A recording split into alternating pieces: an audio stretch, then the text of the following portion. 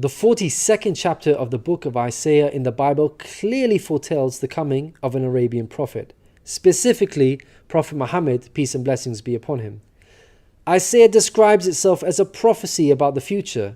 God states that, "The former things have taken place, and new things I declare."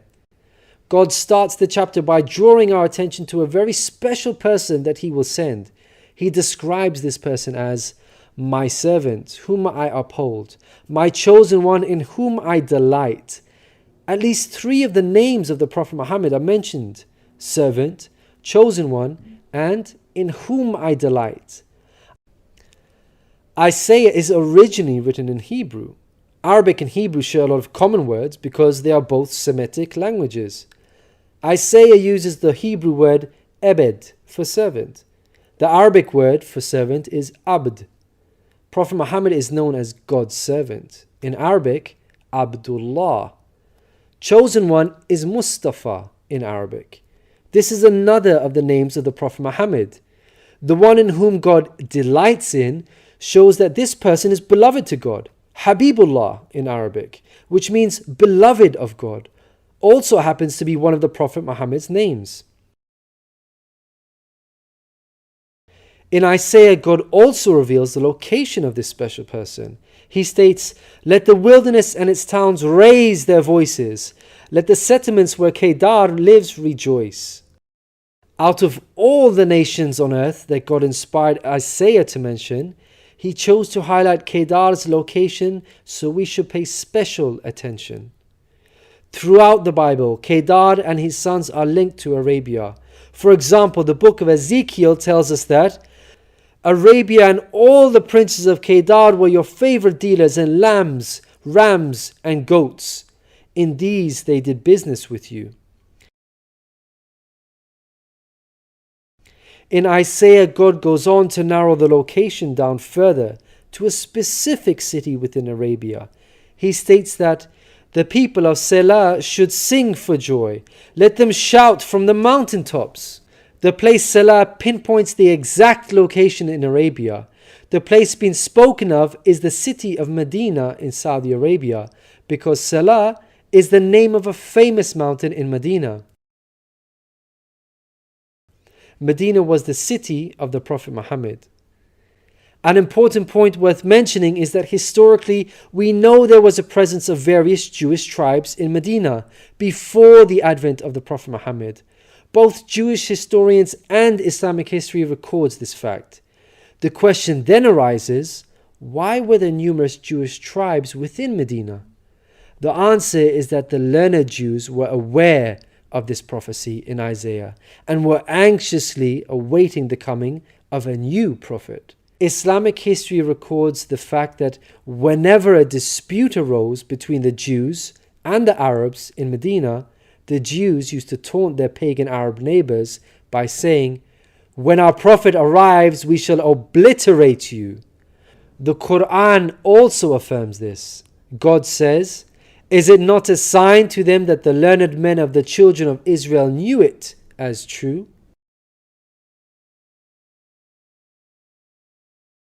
In Isaiah, God informs us that the special person will bring something new.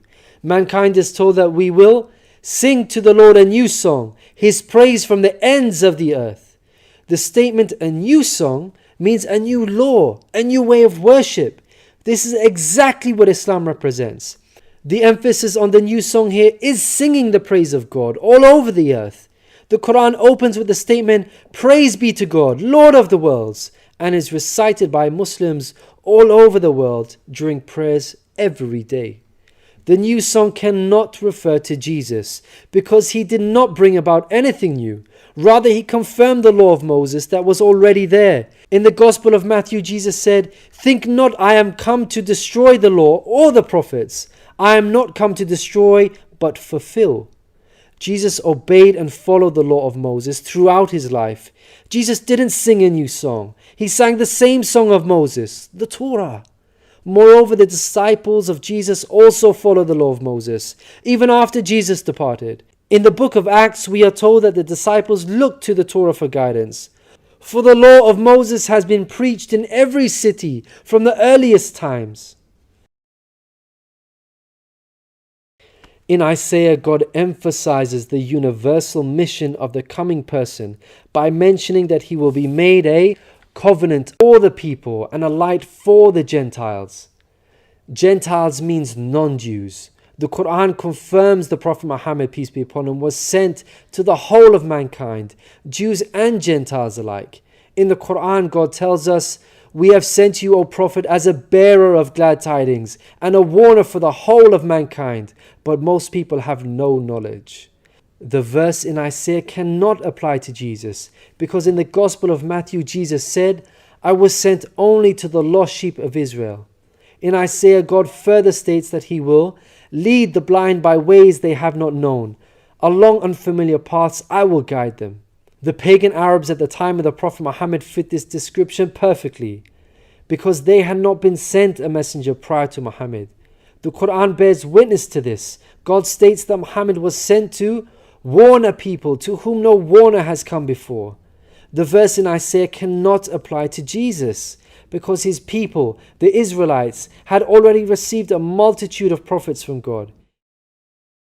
In Isaiah, God emphasizes that this special person will be sent to those who trust in idols, who say to images, "You are our gods." The whole of Arabia at the start of Muhammad's prophethood consisted of idol worshippers.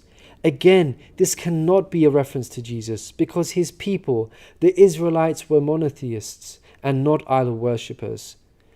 Moreover, Jesus explicitly told his disciples to stay away from the idol-worshipping Gentiles, the exact opposite of what God prophesied in Isaiah. The Gospel of Matthew tells us that these 12 Jesus sent out with the following instructions: "Do not go among the Gentiles."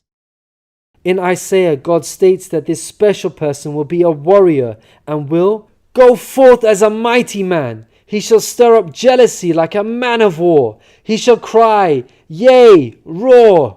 He shall prevail against his enemies. Throughout history, God has dealt sternly with those who are sent guidance and persist in disbelief. Prophet Muhammad, peace be upon him, had to engage in many battles with the idol-worshipping enemies of God and ultimately prevailed against them. By comparison, Jesus did not triumph over his enemies. According to Christians, he was crucified by them. Moreover, Jesus wasn't interested in fighting. He was not a man of war. He was a pacifist, according to the Bible. He said such things as, "For all who draw the sword will die by the sword," and "My kingdom is not of this world. If my kingdom were of this world, then would my servants fight." In Isaiah, God gives us a list of momentous achievements for this special person. Chief of these is that the idol worshippers will be turned back in utter shame.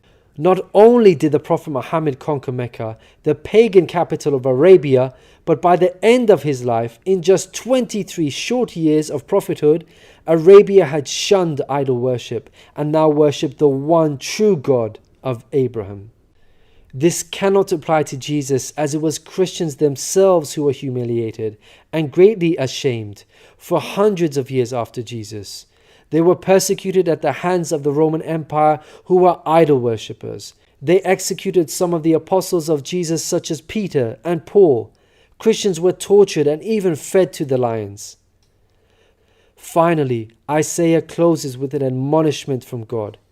"Hear, you deaf. Look, you blind, and see. You have seen many things, but you pay no attention. Your ears are open, but you do not listen.